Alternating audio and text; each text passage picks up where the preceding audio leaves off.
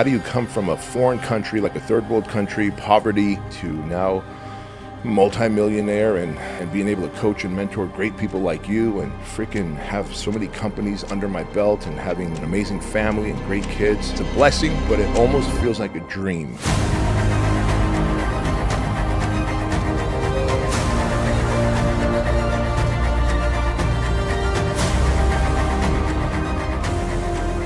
How's it going, everybody? Welcome to the Portal Podcast. I'm your host, R3R. And today, I have the honor and privilege to sit next to Bedros Keuilian.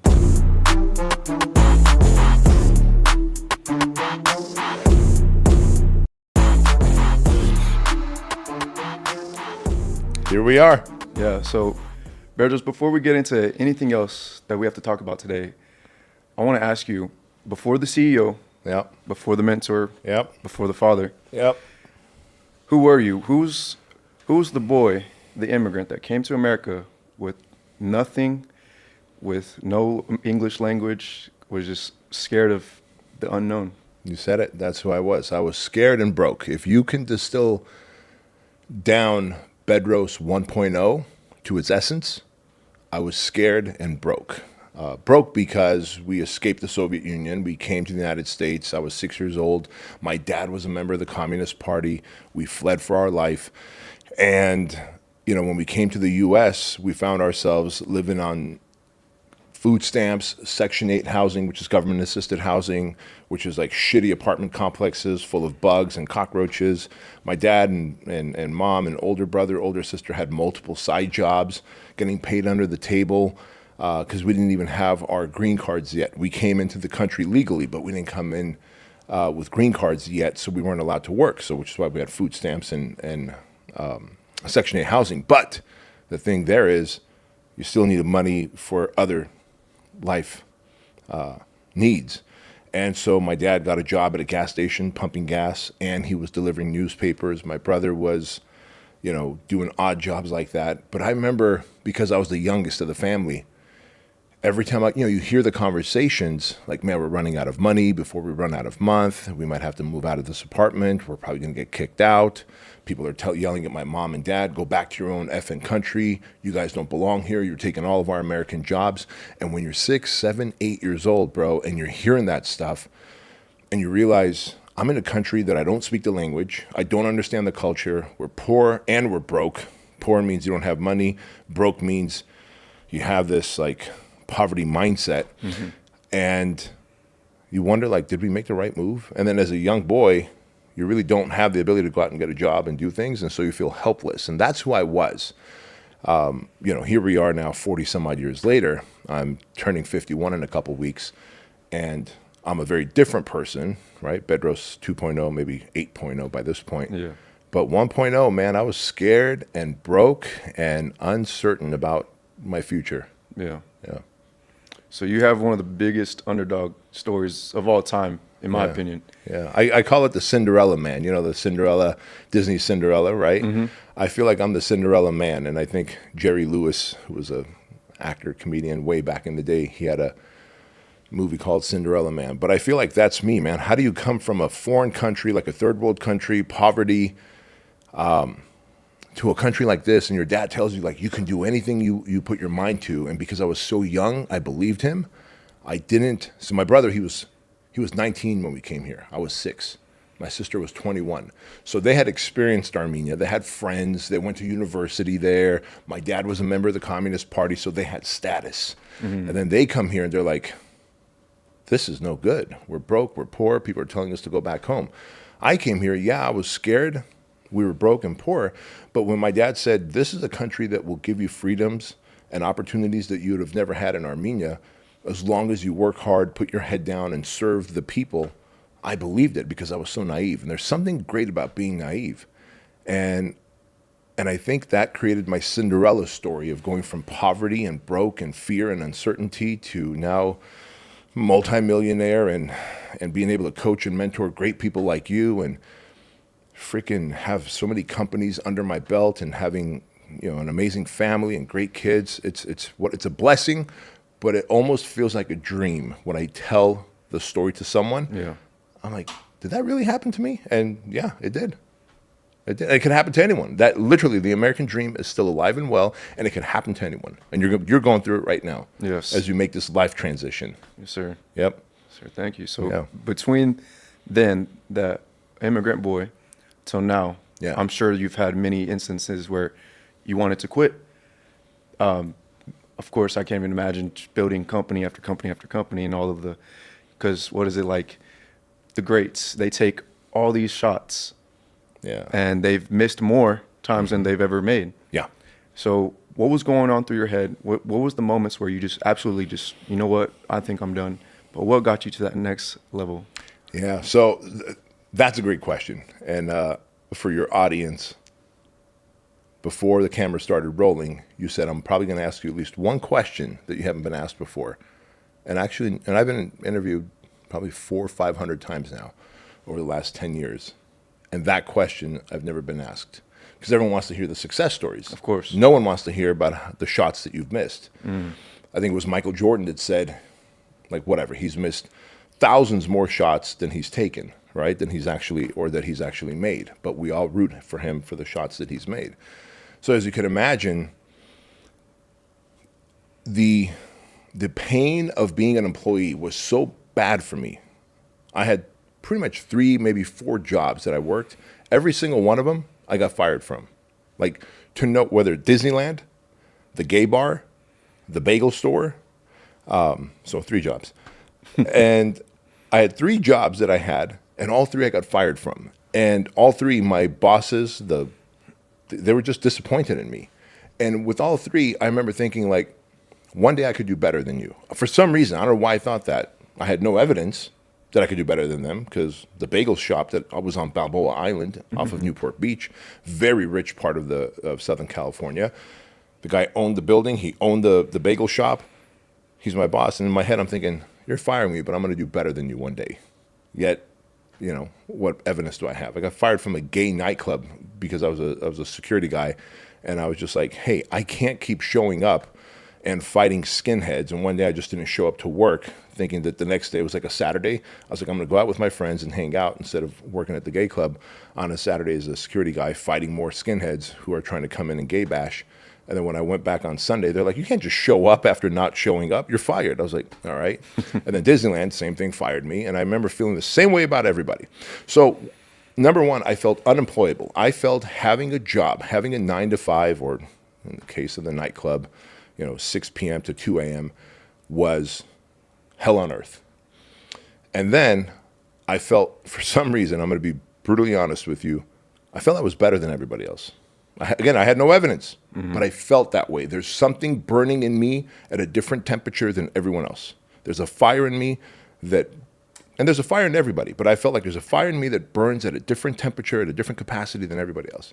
And so I was like, fuck it. I will figure it out, and I will look for mentors. So when I became a personal trainer, one of my personal training clients, he was very rich. He was a software business owner, owned a big software company, and he started to mentor me. Jim Franco, I've talked about him all the time. It's in my book, Man Up. And Jim was the first guy to believe in me. Now, just because some millionaire believes in you doesn't mean that you're going to be successful. So there was a time that I owed him. I borrowed $50,000. Then I needed more money. And that was at 8% interest from him. Then I needed more money. He let me borrow more money. Then I needed more money. He let me borrow more money. And when I was up to $128,000 in debt to him, and the business that I started wasn't working, I went to him. I said, Jim, I need about $10,000 more, and I think I can make this work. He goes, we need to have a come to Jesus meeting. Bro, I'd never heard that term before. And I was like, well, I know he's Christian, so maybe he's going to try and introduce me to Jesus, to Christ. That's okay, cool. So I walk into his office, and he goes, sit down.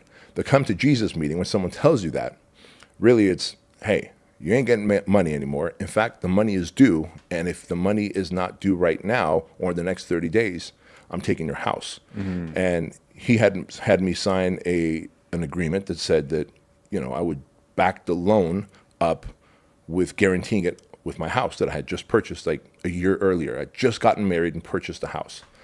And so now I'm thinking, holy crap, man, I've got like a brand new wife, a tiny little house out here in Chino Hills. And this guy's like saying, no more money. And then he made me this offer. He goes, but I can wipe away that whole $128,000 debt if you want to give me the company, and I'll pay you $9,000 a month in salary. He meant it. It was not a test.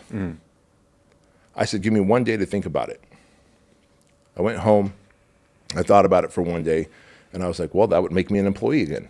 And I remember what being an employee felt like. I don't want someone to tell me where to be, what to do, how long to do it for, what my income is going to be, no matter how hard I work. And so I went back to him. I said, dude, I'd rather you take my house. I'll figure out a way to pay you back. But I can't just give you the company, wipe the debt, and be your employee for $9,000 a month salary. And so that was just one of many stories like that. The building of Fit Body Boot Camp. You know, again, you come up with an idea that I'm going to come up with this gym idea, and then we're going to franchise it, and people are going to have locations all over the country. Yeah, today, Fit Body Boot Camp, we have hundreds of locations across the U.S. and Canada, 15 years in the making. In the beginning phases, that same house that I almost lost to Jim Franco, but I ended up working as a personal trainer again and opening up a small gym myself and paying him back. He gave me 1.5 years to pay him back, thankfully. That same house I refinanced twice and maxed out credit cards to get Fit Body Boot Camp off the ground. Now, I had no intention of maxing out credit cards and refinancing the house twice.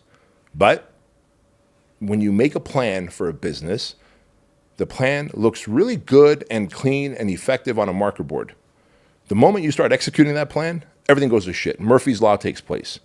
Things cost more. They take longer. Lawyers want to charge you more. You're paying too much commission to your sales reps. By the time you realize that, your bank accounts are empty. The state of California wanted to fine me for $2,500 per location that we had in California because we were licensing and not franchising because I didn't know anything about franchising yet. And so I share this with you because when I look back, I probably had 5, 6, 7 times like that where it was like a come to Jesus experience, like I am broke again. And then I'm talking so broke that my wife came to me one time and was like, are we gonna have to move to your parents' house in Anaheim and live on their couch with our 2 small babies? At that time, Andrew and Chloe were tiny little babies. Now they're 19 and 17 years old. And I was like, we may have to. And she was like, all right, I'd rather not lose the house, but okay. But bro, you don't want to put your wife in a position to potentially lose the house that you guys bought, and you're like, this is going to be our home, we're going to raise our babies in, this is what our future is going to look like, and then now you're refinancing it, Jim Franco's trying to take it, and now the bank's trying to take it. But those are the things, like you have to eat shit more than anybody else. That fire that you have burning inside you has to burn so hot, so white, that you're willing to do whatever it takes to figure out how to keep the house, how to keep the marriage, how to keep your sanity, and continue to grow a business. And the chosen few who are willing to do that enjoy the life and the experiences that come with business ownership, entrepreneurship, success. But even at my level right now, at almost 51 years old, running a $200 million empire, I still have problems. And my problems are bigger than the average person, right? Big companies, big problems. New levels, new devils. Yeah. But if you're willing to eat shit, you will have a life that is unfathomable to the average person, and I'm very grateful and blessed for it. I love that. Yeah. If you could go into a little bit more detail on that type of life, because obviously probably 95%, they have no idea what the hell you're talking about. Yeah. All right. So imagine a life where, well, you know this. What project class did you do? 20, the last one. Oh, Most that's recent right, one. man. You were in the I was the one that stole the van. That's right. That's right. Can we digress for a minute and tell that course. story? Yeah. Because, and Ed, I think you ought to take a clip of this and we'll share it. But during class 20, the last and final class of the Modern Day Night Project, you were one of the candidates that went through that class and you graduated the project. One of the things that we do at the project is called the FTX, the field training exercise. And during that time, we keep you guys hooded and zip tied in the back of the van while we take one guy out one at a time and put them through an experience that basically where they have to fight for their life, use skills and tactics that we taught them days before, right? And then ultimately end up upstairs where you have to make another hard decision. I don't want to Great give away. time. Yeah, great time. Great time. Yeah.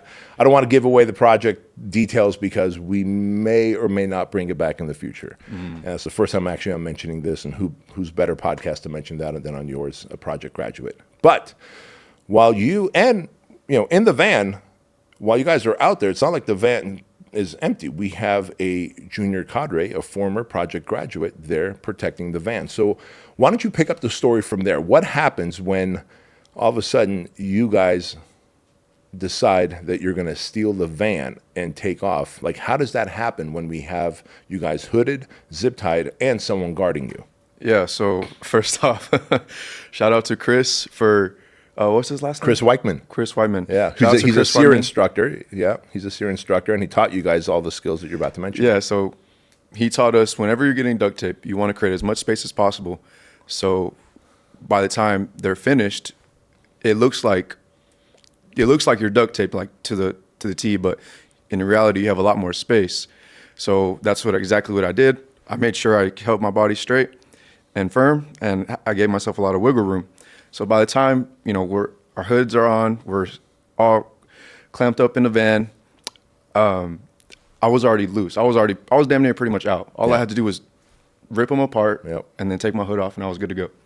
So the instructor, he kept opening up the door, and then he kept closing it.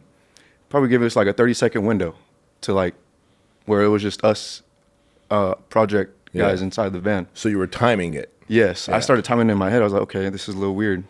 I thought that would be inside, but he seems to keep opening and shutting the door. So okay, and so I was like, all right, guys, I'm pretty much already out of my duct tape. I just have to rip it off and take off my hood. And I was like, in real life, I'd steal this van and just drive off. Right. But I don't really know if that's like against the rules or not. They're like, you should do it. Because the scenario we put you guys in was, hey, if you're ever held captive, because you guys are entrepreneurs and leaders, if you're ever held captive somewhere, someone kidnaps you, you have to have the ability to break out of your basically shackles or duct tape and be able to escape the people that have captured you. And so you kind of turned it into a real life scenario. So pick it up from there. Yeah, of course. So I was like, oh, in real life, I'd freaking break out of these and just steal the van. And they're like, you should totally do that. I was like, for real? I was like, should I? They're like, yeah, if you're good to go, let's do it. So I was like, okay. So I was like, all right, guys. As soon as he closes the door again, I'm tearing these off, taking my hoodie off, and I'm driving this motherfucker out of here. And so, sure enough, he opens up the door. Keep in mind, my hood's still on. He opens up the door, he shuts it. I'm like, whoosh, take off the hood, hop in the front seat, put it in drive, and he opens up the door while I'm driving. So he's like hanging on the door as I'm going. I was like, fuck you. I'm out. I closed the door and I just kept driving, but we went around the building because, I mean, if you really think about it, if we would have went off in the street, no licenses, Right. everyone's hooded up. Yeah. Like Very suspect. No wallets. Yeah. Middle of the night. Yeah, exactly. Yeah, it was probably after midnight at that point. And for the audience listening, we take away all your guys' possessions, phones, licenses, etc. And but so from our lens, while we're running the FTX inside one at a time, that cadre who opened up the door, shut it, and he waited outside, like he would just get a breath of fresh air and go back in. Because truth be told, you guys stink like hell, right? Because, again, there's no showers for 75 hours. It's a 75-hour experience, and you guys stink, and everyone's sweaty, and we stink too. But in a confined area like that, in the back of a van, everyone stinks. And so he was stepping in and out just to get fresh air, but you timed it perfectly. And so he comes running in. He's like, stop everything, stop everything. And we're like, what do you mean stop everything? And what are you doing here? You're supposed to be there in the van guarding those guys. He goes, they took off with the van. We're like, who took off with the van? He goes, the candidates. How did they take off with the van? Because this never happened before. 20 classes, right? He goes, I don't know how, but those fuckers took off with the van. And so that's when the search for finding you guys came. But thankfully, you realize, well, okay, we have to drive back. Mission accomplished. You guys won. Candidates won that evolution. And but good for you, man. You did what anyone should do, given the circumstance. Because in a real life circumstance, who knows what might happen if a CEO of a company, and we've seen this happen many times, is abducted and held for ransom or against their will. You don't always come out alive. But that was a great story, and I remember we were busting his balls all night for that. Yeah. But to go back to answering the question that you asked, which is, what does the life that I have look like? And this is not to impress anyone. This is just to impress upon everyone. I got this version that I'm about to tell you from Jim Franco, because I remember when I was his personal trainer at LA Fitness in La Habra, California. Bro, I had a 79 Toyota pickup, and that's how I got to work. Like, this thing was like broken down every other day. And Jim Franco would roll up in a Cadillac Escalade one day for his personal training session with me. Next day, he'd show up in a classic BMW. Next day, he'd show up in a hot rod, right? And one day I asked him, like, Jim, how many cars do you have? He's like, 3. Sometimes I have 4 or 5 at a time. It all depends. I'm like, wait, you could afford all that? He goes, yeah, you can make as much money as you want. You can have as many cars as you want. That was the first time I realized, and I know it's a stupid statement to say, but remember, this is pre-social media, so I didn't know there was no social media influencers or people that had garage full of cars, right? And so it's like whoever you knew in your town is all you knew. And so, this is like, the year was like 2021, or I'm sorry, 2001. 2001, and I'm like, holy fuck, this guy's got 3 really nice cars. I would take any of them. And then one day, as we become friends through personal training, he invites me to his house, and he's in Coyote Hills out here on top of the hill. During the daytime, you could see the ocean. At night, you could see Disneyland, all the lights, big giant windows on his house, beautiful backyard, pool, hot tub. And then as we became business partners in my first gym, and then we created a software together as well called High Tech Trainer, we were going to take a flight to Chicago. And Jim Franco was very shrewd. He said, hey, I'll buy our tickets. Because, like, I was still broke. I'm hustling to make money. I'm putting sweat equity in, basically, for the software company. And he goes, I'll buy our tickets. Well, he bought himself a first class ticket. I got peasant class in the back, right? And so, they call rows, whatever, 2 to 5. And he goes, and by the time they call me, like row 15, I go and I walk by him and everyone in first class, and I see they're drinking champagne. They got these big, giant, seats, and I go away in the back by the toilets. And I realized, like, there's different levels to life, man. There's different levels to life. And when he was my personal training client, he would come at 2 in the afternoon. And I'm like, Jim, don't you have to work? Like, because I just thought everyone had to work 9 to 5 or later. He goes, no, man, I'm the CEO. I show up at 8 o'clock, I leave at 2, and I come here for my personal training session. Then I go home and take a nap, and then I get to hang out with my honey. I was like, whoa. So what my life looks like. And the reason I asked you about the project was because where we did the project was at my gym. I have a whole separate 10,000 square foot building, 2-story building, my own gym that me and my family get to work out in. My friends like you who have graduated the project, my team members who work here at HQ get to work out in. It's not an open to the public gym. It's a private gym, immaculate, BK strength. In the back, those double glass doors, that's where I kept my cars until we started running the project, and then I have to keep my cars elsewhere. But I get to have multiple cars, and a lot of nice cars. But to have a gym where you have the exact equipment that you want with your logo on the wall, and you work out with your friends, and you know that no one's going to be in there in your way. And then to be able to run events like that, and to buy this building, to have a ranch, a 26-acre ranch out here where we've rescued 205 animals, including 2 camels, and we get to run experiential events, to be able to fly with my family to Scotland and not just stay at 5-star resorts that I'm used to staying, but at Edinburgh Castle. We stayed at a castle. And it sounds so pretentious when I say this, but we flew Virgin Atlantic, not first class. They have beyond first class called upper class. So there's regular economy, first class, and then upper class. And as we were flying there was a prince from UEA with his family on the flight, and made friends with this prince. And you realize, like, fucking shit, there's levels to this life. Like, I normally stay at 5-star resorts across the country when I travel and speak. But we decided as a family that we're going to stay in Edinburgh Castle in Scotland. A castle from like the medieval times, bro, that they've converted, and only a couple families could stay at a time there. And so that's just like piece of the life. And I'm talking about, like, when we go to Hawaii, it's never during the off season. We go to Hawaii twice a year. It's during the most amazing times of the season. We go during Christmas because we just fill up a whole suitcase or 2 with Christmas gifts, and Christmas happens in Hawaii for us. And I live in Southern California. I share this with you because, like, here we are in the middle of the afternoon, 2:30, and you were like, hey man, can we do a podcast? I'm like, sure.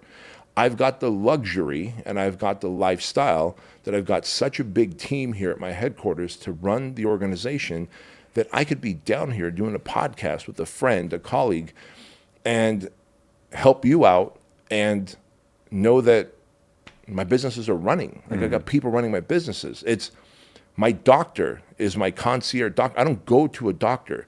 It's Gabrielle Lyon. She just works with me on a concierge basis. And when I have to do my quarterly blood draw for my testosterone levels because she's got me on TRT, I don't go to a blood draw place like whatever those fucking places are called. A nurse comes to me right upstairs in my office or to my house and draws my blood. I got a fresh haircut today because 20 minutes before I came down, my barber, Eric, was upstairs cutting my hair. My barber comes to me. My doctor comes to me. The blood draw comes to me. Everything comes to me. And again, this is not to be pretentious. This is to show that if you want this type of life, you can get it. But that means you have to protect your time so much. Because if I got in my car, drove to a barber shop, sat there and waited, how much time did I just eat up? Maybe 20 minutes just to go to the barber shop and then 20 minutes to come back? That extra 40 minutes, if I could make a decision in my company, send out an email broadcast to 500,000 people on my email list, put up a social media post that I put real conscious thought into, can make me tens of thousands of dollars. So I don't shop at the grocery store. I don't change light bulbs in my house. I don't take out the garbage. We have someone named Marlon who does all that. She's our house manager, does the laundry, the food, the dishes, and all that. And so I get to experience the best of life. However, people are like, well, that's very lucky of you. That's very fortunate of you. It is. But I also have to make some big decisions, multi-million-dollar decisions that don't always work out in my favor. Look at 2020, the pandemic. We had almost 600 Fit Body Bootcamp locations. And during that 12 months of 2020, from March 2020 till March 2021, we lost 218 franchise locations. I lost millions of dollars. Nobody was buying and opening up a new franchise location. Normally, we open 6 to 8 new franchises per month. In the entire year of 2020, we opened 5. We went from 6 to 8 a month to 5 for the whole year. And we lost 218 locations. And I had to sell 2 of my rental properties to help keep my business afloat. And so with the big gains come the big pains. But if you're willing to do that, take those risks, mentally toughen up, build resiliency, start becoming a better decision maker, surround yourself with great team members who can also help you lift. It's not just all me. I may be the front man of the company. I'm the world-facing person. The world sees me, like on the shows, on the stage, on the whatever, on social media. But it's the people behind the scenes, like Joan, who scheduled this, and Ed behind the camera, who's shooting this, and he's the one who's going to send it on over to you in some Dropbox link or something. And then, you know, my team who sets up my flights and my drivers who take me to the airport so I can work in the back of the car, to have Hugo as my driver so I can work in the back of the car all the way until I get to LAX or wherever airport I need to go to fly out. All those things improve the quality of my life so that I could be the most efficient and productive I can be in my organization. And still, after this, I'll leave and I'll go and I'll work out with my son and do jujitsu after. And it's because I've taken the time of Friday nights, Saturdays, and Sundays in the earlier stages to work when everyone else was partying, when everyone else was drinking, when everyone else was staying awake late. I forgoed the weddings, the birthday parties, the bar mitzvahs, the fucking baptisms, all that shit, and I worked. And today I have a life that is unmeasurable to most, and I'm massively grateful for it. But that's what my life looks like. Like when yesterday I had a half-day coaching client show up, which means I'm sitting for 4 hours in a conference room coaching them on their multi-million-dollar business. Now, we do take a little break in between, but I don't have time to open up my phone and order food for myself. So Joan knows that at 2 o'clock, it'd be nice if I had a high-protein double chicken Caesar salad waiting on my desk. And so I just walk out of the conference room, go into my office, eat my chicken Caesar salad, fuel my body, keep the protein high, make sure the amino acids are there to build those muscles, and go back in and help my coaching client. Those are the conveniences, the lifestyle, the experiences that I want everyone to have. But to have that life, you've got to take these risks. And most people aren't willing to do that. Yes, and something I want to point out that really needs to be known is you're obviously a millionaire. You utilize every single second and minute of your time. Yeah. Everybody wants to be a millionaire, but they scroll Yes. or they watch something or Yeah. they talk to that person they shouldn't be talking to. Each minute is unaccounted for. Correct. And I just really want to pinpoint, like you just said, 20 minutes to get a haircut. That 20 minutes could have been used to send out emails, to get another payload or whatever. Yep. And people are, it just blows my mind how this type of level that you're on, everyone wants to be a millionaire, but are they utilizing their time like a millionaire? Yeah, that's exactly it. And dude, you just brought up something so powerful. So, you came to BK Live. And at BK Live, I got 6 or 7 new domination year coaching clients. These are my coaching clients who pay me $100,000 a year for a year of coaching. And I understand that it's $100,000. People are like, oh my God, that's what I make in a year. How can someone pay you $100,000? Because they already have businesses that are probably doing $60,000 to $200,000 a month in revenue. And so they realize I've got enough experience to help them 10x that 100 grand and then beyond that. And so they're willing to make that investment in themselves. And so I got 6 coaching clients, and one of them is a young man who's got a apparel company, Caesar. And Caesar was like, dude, I want to grow this apparel company to $15 million. I was like, cool. Right now it's doing about $500,000 a year. He wants to grow it to $15 million a year in revenue. I'm like, we can do that. After all, I've helped Fuel Hunt get there, right? We can do that. I go, however, here's the marker, and there's a marker board. Get on the marker board, Caesar. What does the CEO of your apparel company look like when the company's making $15 million a year? He goes, what do you mean? I go, what does his day look like? What time does he wake up?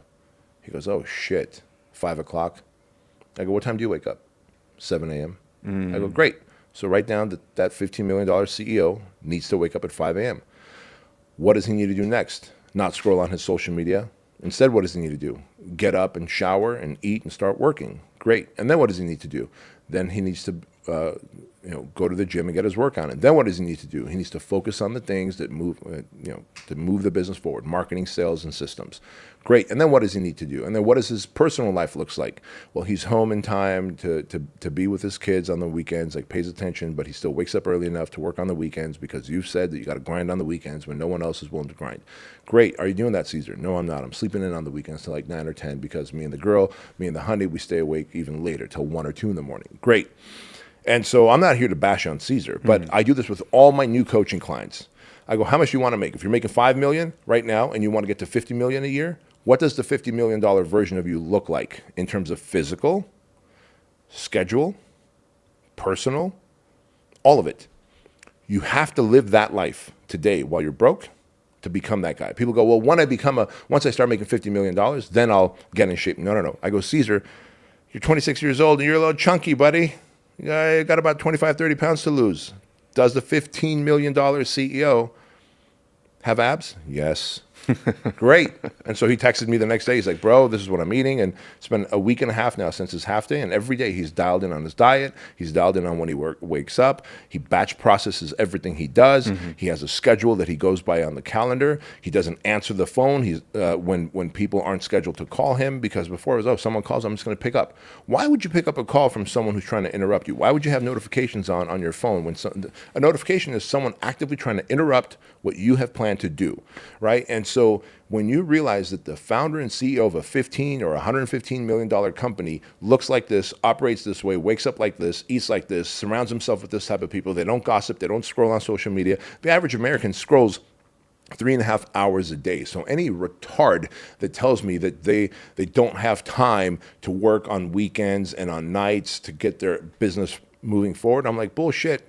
Every day for 3.5 hours, because you are the average American, you are scrolling on social media. Just take half of that time, not even all that time, half of that time. If I took half of that time and applied it, I can create another $3, $4, $5 million business. And so people don't have excuses. They make what they feel are valid reasons, but those reasons are all emotionally biased. There's no they're not based on reality. Yeah. Does that make sense? Yes. Yeah. And I love that because I actually have clients myself and I teach them the same thing. You pretty much helped, what was his name? Which one? Caesar. Caesar. Yeah. You helped Caesar quantum leap Yes. into that version of him that's making that 15 million. Yep. Because we And- don't take time to go, what would I look like Yeah. when I'm making that kind of money? We just go, well, I hope I just eventually gradually get there. If you start living like the $15 million CEO, you have no choice but to end up there. Exactly. And I don't know why, but it's just so hard for people to Yeah. finally digest that and to walk that path forward. It is. And I would say it had to do with maybe fears, traumas, laziness, lack of action. All of it. Limiting beliefs, fears, traumas, uncertainty, doubt, people telling them that you're dumb, you barely graduated high school, you barely got good grades, you dropped out of college. Like, all these things end up creating stories in our head that we end up believing. And they're all false. They're all false stories, but we believe them because they come from people that we trust. Our parents, my parents told me, oh, yeah, everyone in our family's fat. So I grew up thinking, I guess I'm supposed to be fat too. So I was a fat kid growing up, dude. And now I'm 51 and I've got abs. And I've had abs for the last 15 years. But I grew up thinking I'm supposed to be fat because everyone else in our family is fat. And so I just figured, fuck it. Why try and fight my genetics? Well, genetics load the gun, but I pull the trigger. And I can decide whether I want to eat the fried chicken or if I want to eat the lean halibut, right? And so at the end of the day, it's decisions to be made. So whether the limiting beliefs came from trauma, from parents, from school teachers, from whatever, generational whatever, you can change the path and the trajectory of your life and everyone that comes after you if you decide that it stops with me. All this bullshit stops with me. Moving forward, I take a new path. Not enough people are willing to take that internal locus of control and end up moving forward with momentum. Instead, they go, well, my parents said we're just all blue collar. We grew up as farmers. Alcoholism runs in my family. Okay, so you can't be the one? Be the fucking one, for crying out loud, Exactly. That's actually a perfect segue to my next question. You mentioned 1.0 and 2.0 quite a bit in your talks. What would you explain the 1.0 is versus the 2.0 to those who haven't heard about that? Yeah, good question. So, man, think about this. There's no other animal on the planet that has self-awareness. My dogs don't know that they're going to die one day. They have no self-awareness. When 1 minute they're triggered and they're barking, next minute, I can show them a treat and they're excited and happy and they'll sit and stay and roll over and shake hands. And so all other animals on this planet are exactly like that. They have no self-awareness and they're run by feelings, by fear, by their emotions, and by reaction and not by reason, right? And so we as humans, we have self-awareness. That you have free will, that you can make a decision. A dog just kind of is like, oh, look, water, okay, I'll drink it. Okay, I'm going to poop right here. We make the decision that I'm going to get off the couch and go poop in a toilet, not on the couch. We make the decision that all right, I realize I should probably drink X number of bottles of water per day, that I should go to sleep at this time. And so as humans, we have free will and we also have self-awareness. We know that our time on this planet is limited. We know that our impact on the people within our circle of influence is visible, meaning if I don't make enough money, my kids are going to grow up in poverty. If I don't make enough money, we'll have to live somewhere that's maybe more violent and dangerous. And so I'm aware of my actions on the world around me.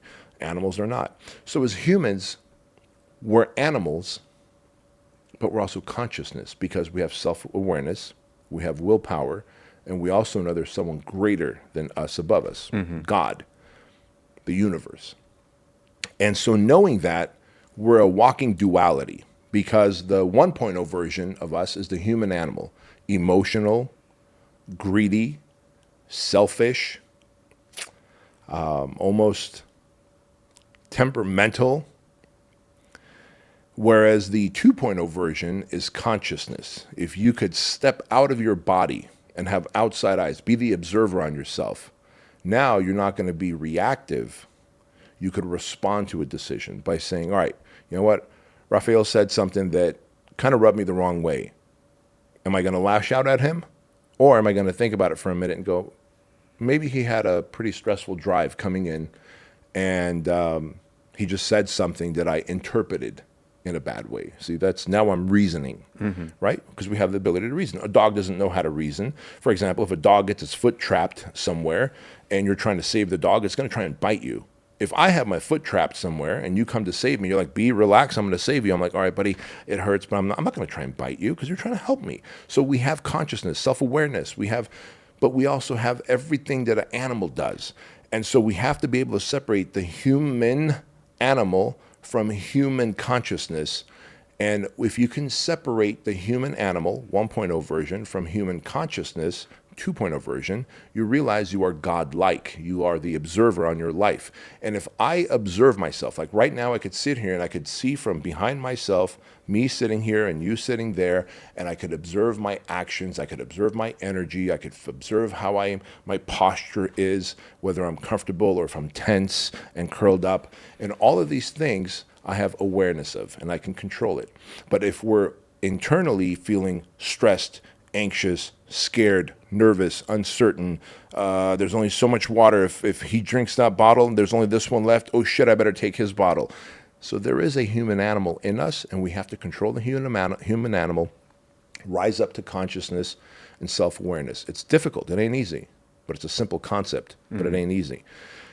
The more you practice that, the better you become at it, and soon you start living at your state, your 2.0 self, where you come into a room, there's a lot of chaos, people are freaking out, people are gossiping about shit. Did you hear what happened with Trump and Pakistan and this, that, and the other? And you come in, you're no longer a thermometer where someone who's emotional, human animal, they come into a room where there's chaos and uncertainty, they end up matching the level of chaos and uncertainty. Reactive.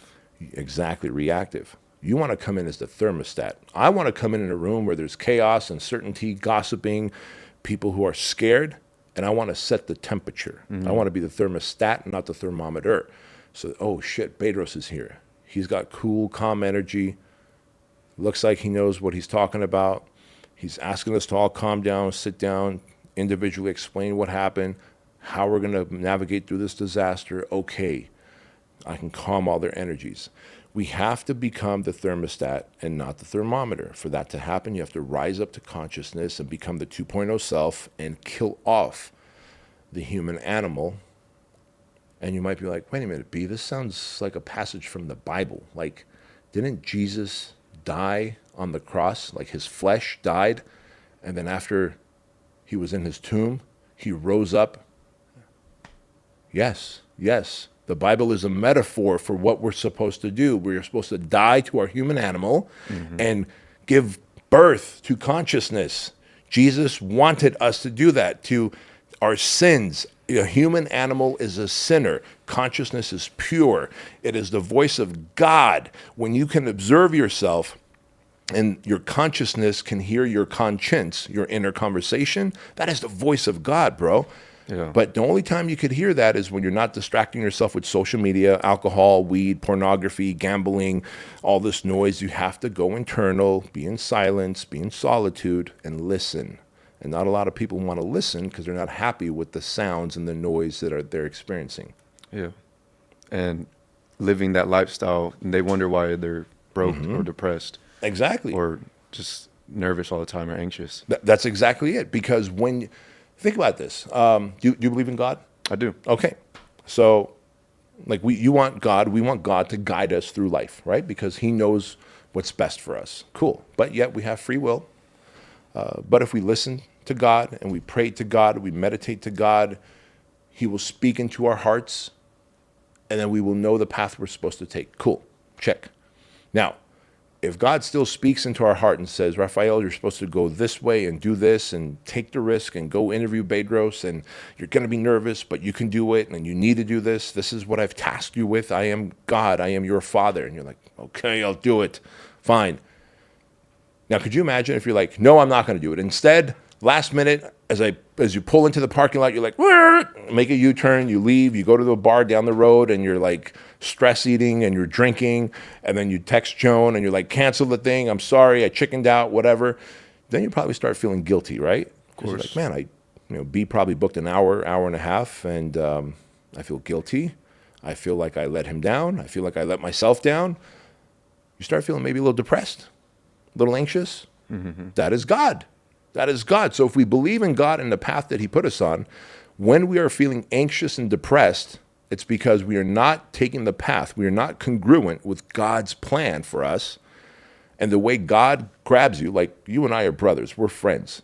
If you were about to make a bad decision and step in front of a bus and we're walking on the sidewalk, I can grab you by the shoulders and like, whoa, bro, watch out, and save your life. God doesn't necessarily have hands to stop you from going to the bar. But what he can do once you're at the bar, making those bad decisions, which I know you would never do because here we are doing the interview. Sir.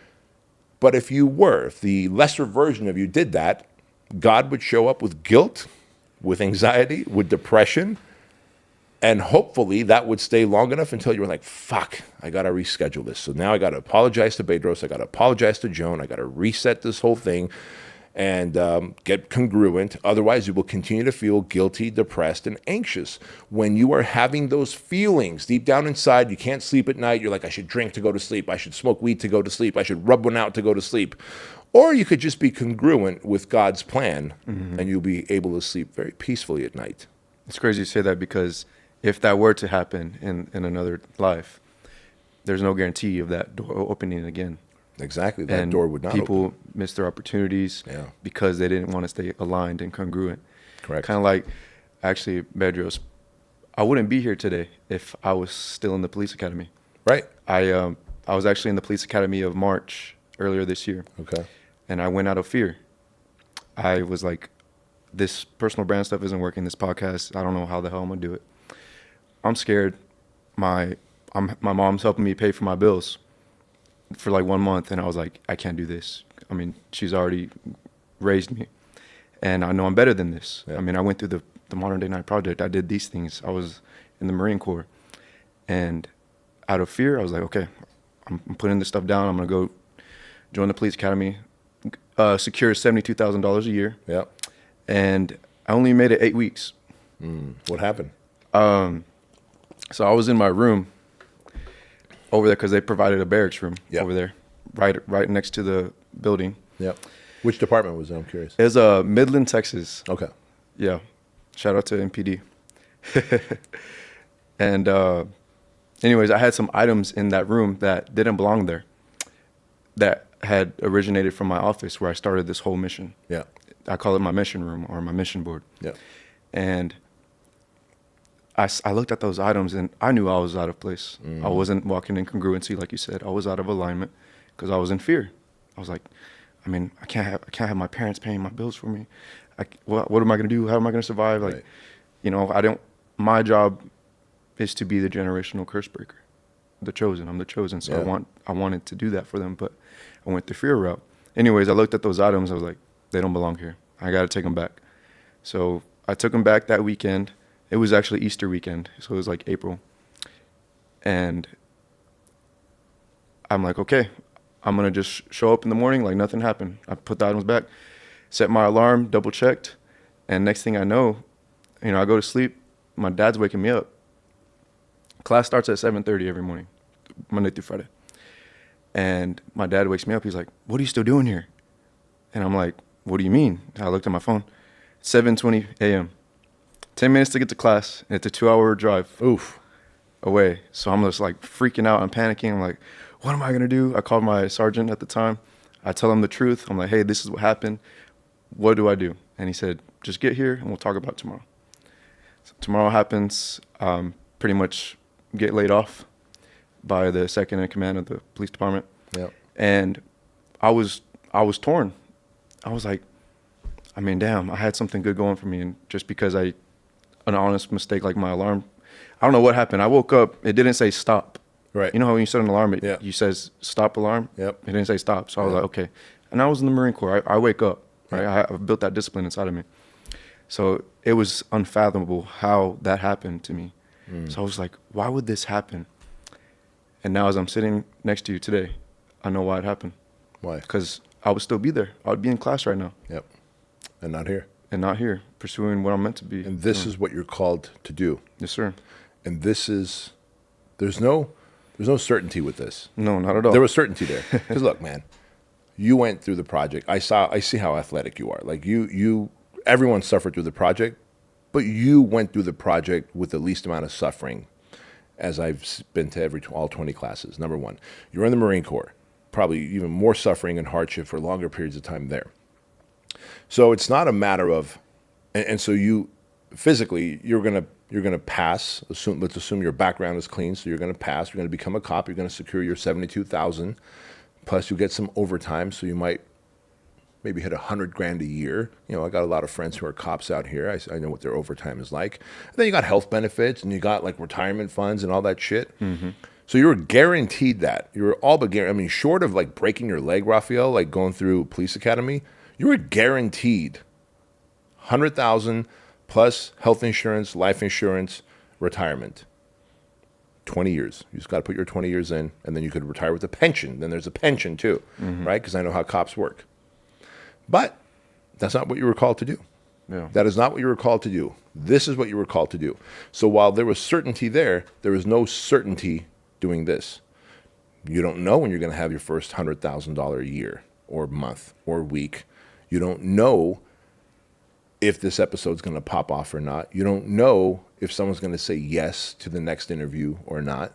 But it is the path of uncertainty that the risk takers will go down that will be the difference maker. And I was literally on a call this morning with one of my coaching clients. His name is Joe Gonzalez. This has got to be God working right now, bro. Joe Gonzalez was involved with the biggest police chase. You know how California is known for all the police chases, car police chases? He was a cop for the LA County Sheriffs, and he worked in homicide and gang murders. So, as you can imagine, pretty high risk. And he was chasing a murderer who had just committed murder. And ultimately ended up leaving the police department after that police chase because he got a new sergeant. The new sergeant reprimanded him for basically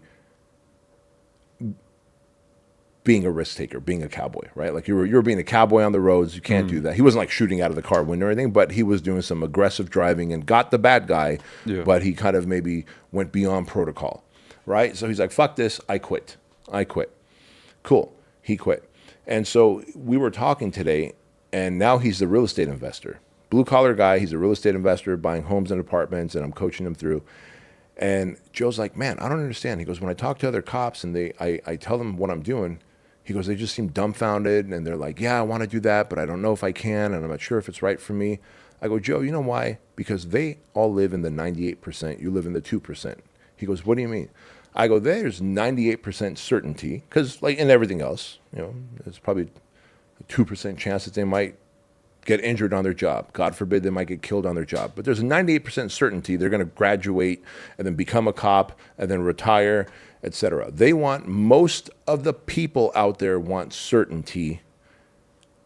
Then there's the people that operate in the 2% who are willing to live in that uncertainty. I'm not guaranteed my next check, my next deal, my next apartment, my next franchise, my next coaching client, but I'm going to go out there and hunt. Because I believe I've got claws and fangs. I believe I've got the skill. I believe I've got the heart. I believe I've got the cardiovascular endurance. I believe I've got the strength that I can go out and hunt. And I can eat what I kill versus eating what they put in front of me. That is the 2 percentile. And when you're called, you are called. And yes, people would be like, are you fucking crazy? You left something. You could have been a police officer from Midland Police Department and had all these things and pension at the end. Are you stupid? But you're like, I was called to do something better. And I'll back this up with one more thing. A good friend of mine many years ago, he graduated Biola University. Biola University stands for Biola Bible Institute of Los Angeles. That's what Biola stands for. So he thought he was called to be a preacher. Right? He's like, man, I have the highest calling on the planet. And he's telling me this story. He goes, I thought I had the highest calling on the planet. I go, what do you mean? He goes, I thought I was called to go serve God, to be a preacher. So I went to Biola University. I got my degree in theology. And when I left Biola University, I temporarily got a job in finance. And I realized, oh my God, I light up. I love finance. I love helping people get their finances in order. He goes, then I realized that's my calling. He goes, Bedros, do you know what the highest calling is? I go, no. He goes, whatever you're called to do. He goes, I thought the highest calling of all was to go serve God. He goes, the highest calling is whatever you're called to do. So if someone that feels like, man, I am called to be a cop, cool, man, that's your calling, go do it. It certainly wasn't yours. You're on the path of your calling, and you will take the 2% uncertainty over the 98% certainty that would give you a miserable life. And so good for you. Thank you, sir. Yep. Thank you so much, Bedros. Yes, sir. So I feel like now that we got a better understanding of what the 1.0 version is versus the 2.0, I would love for you to take us through the story of how you transitioned from the 1.0 to your 2.0. What flipped the switch? Yeah. So I had a very stark flipping of the switch moment. I told you, Fit Body Bootcamp was the toughest business for me to build. Before Fit Body Bootcamp, I had a couple of gyms, my own brand, and I had personal training studios. And then I sold those to Crunch Fitness. This is early 2000s. And then I was coaching and consulting personal trainers that own gyms, teaching them how I was successful as a gym owner. Easy. Coaching, consulting, easy. Not a lot of employees required.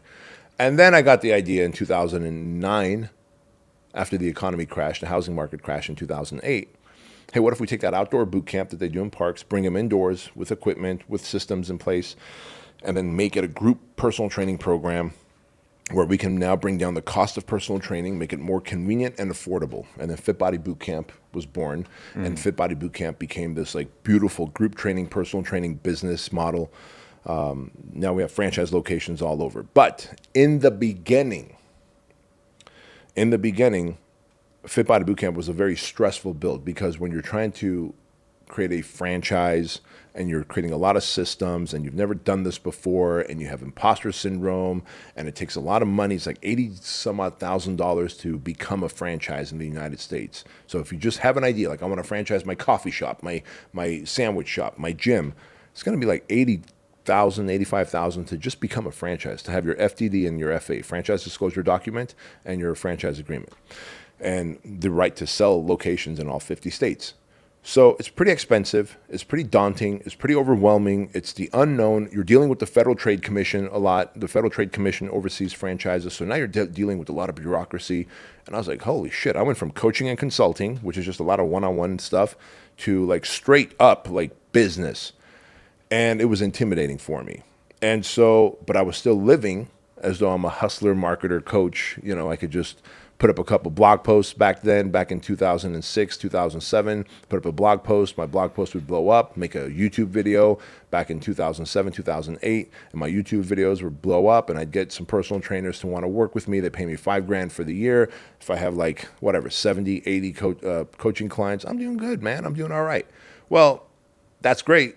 But then when you go into franchising, but you still have the discipline of a marketer and a coach, a consultant, I realized I wasn't able to operate with discipline, with organization, with great leadership as my team grew from 3 to 6 to 9 to 12.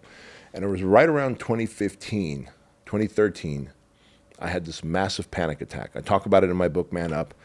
And in fact, a chapter, I named it The Morning of My Heart Attack, because I thought I was having a heart attack. So I was 38 years old, bro. And this panic attack that I was having was so severe, both my arms were tingling, my throat shut, started sweating, I went tunnel vision, my heart was racing, and I felt like death was upon me. And I remember thinking, I felt so sad for my kids, Andrew and Chloe, who were still puppies, because I was like, who's going to teach Andrew to be a modern day knight? That's my job, my responsibility. And who's going to walk Chloe down the aisle? Again, my job, my responsibility. I accepted death because I thought I was having a heart attack, because I'd never had a panic attack. So I thought I was having a heart attack. And I'm like, I'm 38 years old, having a heart attack, and I feel so sad for Andrew and Chloe, right? And then for whatever reason, man, I realized okay, I've got to somehow go get some fresh air. If I could just crawl outside and go downstairs. I don't know if it was the movement. I don't know if it was getting outside in my backyard and getting some fresh air, but all of a sudden, the symptoms went away. Next day, I went to the doctor. I was like, I think I dodged a heart attack. So, what do I need to do to never have a heart attack again? And he's like, what? So they put me through the whole stress test, EKG, treadmill test, all those things. He's like, your heart's fine. He goes, it sounds like what you had was a panic attack. I was like, what? He goes, yeah.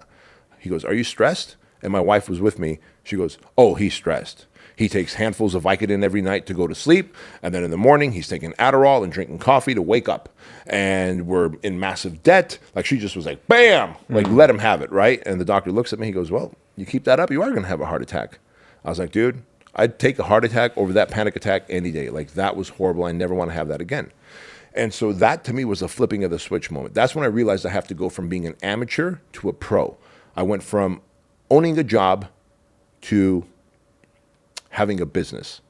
And there's a difference there, right? So when someone is working for someone else, you have a boss, you have a job. Owning a job means you started your own consulting business or your own whatever service. Maybe you're a social media influencer. You're sponsoring some companies. They're paying you $3,000 a month here, $4,000 a month there, and you're making money for yourself. No one has to tell you when to wake up, what to do. It's as long as you're posting and promoting, you're doing well. Or as long as you have a few coaching clients, you're doing well. Well, that's owning a job. It's better than having a job. That's still amateur world. I had thrown my hat into the pro level of entrepreneurship by saying I want to be a franchisor, but I was still operating as an amateur, staying awake late at night, watching television, trying to do things last minute like I was when I was coaching and consulting. And that didn't work. And the stress mounted, the debt mounted, the payroll mounted. And that morning, that Monday morning when I had that panic attack, dropped me to my knees. It was the worst experience of my life. It was like I needed death to happen so I could stop suffering. Thankfully, I didn't die. And so to me, that was a flipping of the switch. In that moment, when I went to the doctor said, I know how to help you. I'm going to put you on Xanax. So I was like, all right, I've heard of Xanax, never taken Xanax, so great, let's get on it. I just need something to keep working. I need to keep working. And so 4 or 5 days on Xanax, I realized this thing just makes me numb. It makes me unmotivated, and I'm not feeling any drive to get anything done. The good news is I don't feel any stress and panic at all. Bad news is I don't feel like working, and so this is not going to be good. And so call the doctor up. I'm like, hey, what other drugs do you have other than Xanax? This is making me just want to sit on the couch and be a dumb shit.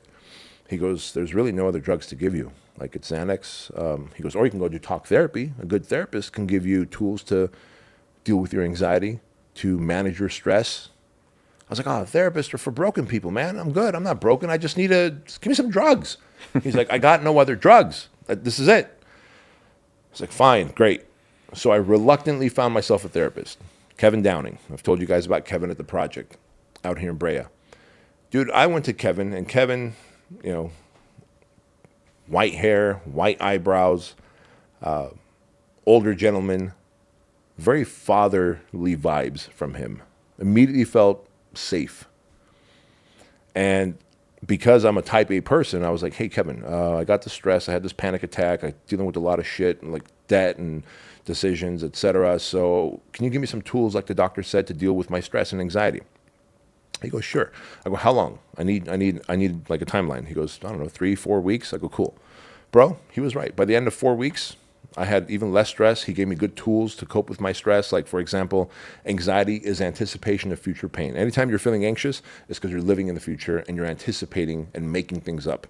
Like, if this doesn't work out, they're going to laugh at me. I'm going to be embarrassed. I'm going to be ridiculed. You're probably not. But we make up stories in our head, and then we get anxious about it. So anxiety is anticipation of future pain. He taught me that. He also taught me that action alleviates anxiety. So if you're worried about what's going to happen in the future, well, prepare yourself now so that you could do better in the future, so you don't have to deal with that, okay? So action alleviates anxiety. Oftentimes, we know that we need to deal with issues in our life, but we don't deal with them because we put it off, we bury our head, we don't want to offend the people that we need to have those conversations with, and so you're still angry, you're still frustrated at them, there's still a friction in that relationship, but you're just like, I don't want to talk about it. So that's giving you anxiety. So action alleviates anxiety. Go have the hard conversations, go do the hard things, make the decisions that you need to, and you will not have anxiety. So he gave me all these tools and coping mechanisms and meditation, etc. Cool, it worked. On the last and final session, and so that was my evolution to 2.0, right? Mm-hmm. On the last and final session, 4th session, I'm signing his credit card slip. And I'm standing at the doorway of his office, tiny little office, 2nd floor. And He goes, Bedros, before you leave here for your last and final session, is there anything else you wanted to talk about? I know stress and anxiety was a big thing, but what about your childhood? Do you want to talk about your childhood? He goes, and he just cracking a joke. He goes, everybody's parents gave them some kind of stress, some kind of trauma. Do you want to maybe talk about that? I was like, nope, I'm good. He goes, what about your childhood? You don't want to talk about your childhood? I'm like, my childhood. Look, Kevin, I come from a communist country. My dad was a Communist Party member. He was very heavy-handed. He called it the Five Brothers. He'd slap me around when I got out of hand. And so, what you guys call abuse, Armenians call discipline. I go, plus, what happened to me in Armenia was worse than the beatings that my dad gave me. Bro, in 4 weeks, Kevin had built such trust and rapport with me that those words came out of my mouth.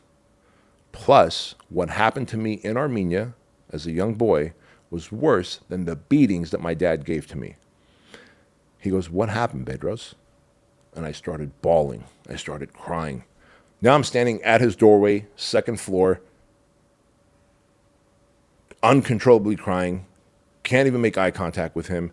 And he just kept saying, I'm so sorry. I'm so sorry. Now so imagine if you're him, I'm standing in the doorway, beyond him is a window, and I could see my Yukon, my truck. And all that's running through my mind as I'm sobbing and I'm frozen solid is it going to be faster to fling myself down the staircase or to fling myself out the glass window and just land in the parking lot and drive off? Like, I was in such fight or flight, I just wanted to get away from this conversation. And I literally thought about flinging myself through glass or throwing myself down the staircase. And so as I just was uncontrollably sobbing, Kevin goes, was there any kind of abuse that you dealt with? And I just nodded my head yes. He said, was it physical abuse? And I nodded my head no. Words would not come out. I was trying to have words. I trust a man, but I just couldn't come up with words, bro. I'm just crying.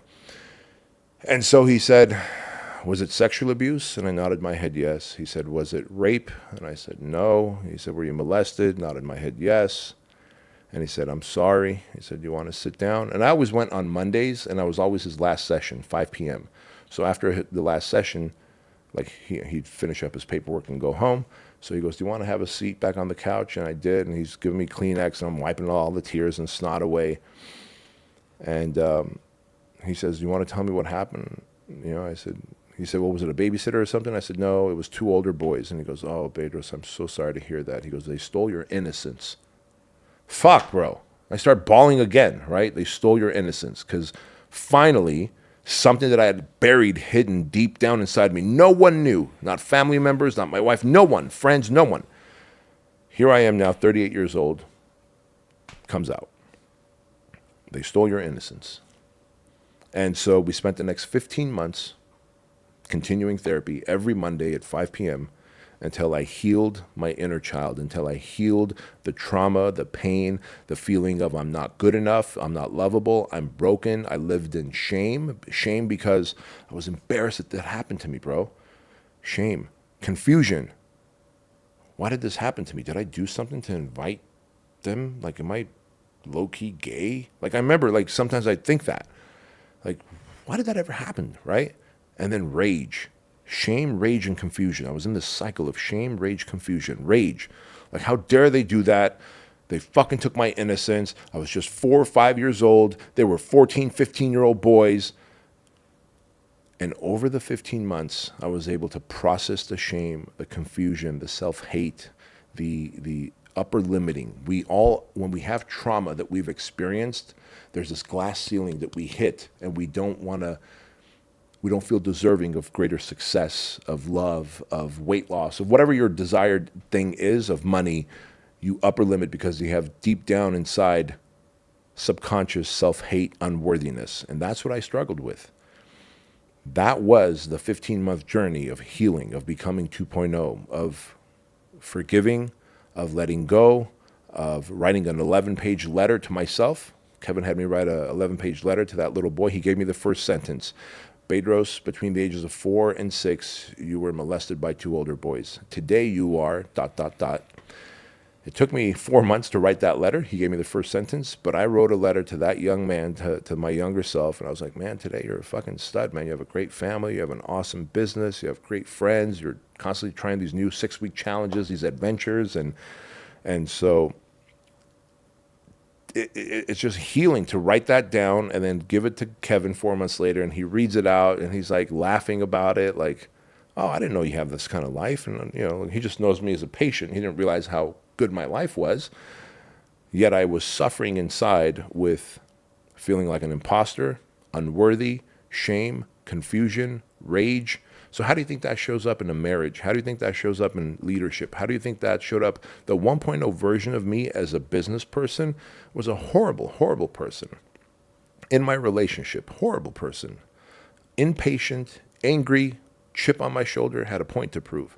After healing, stoicism, being able to separate myself from the human animal and connect to consciousness, to my higher self, to the 2.0 self, it took a lot of work. And that doesn't mean that I don't slide back like everybody else. There are times that I just want to, I don't drink anymore. It's been 3 years now since I've had alcohol, but there's been times that I've such a stressful day. I'm like, fuck, I wish I could just go to the bar down the street and just have a couple of beers before I go home.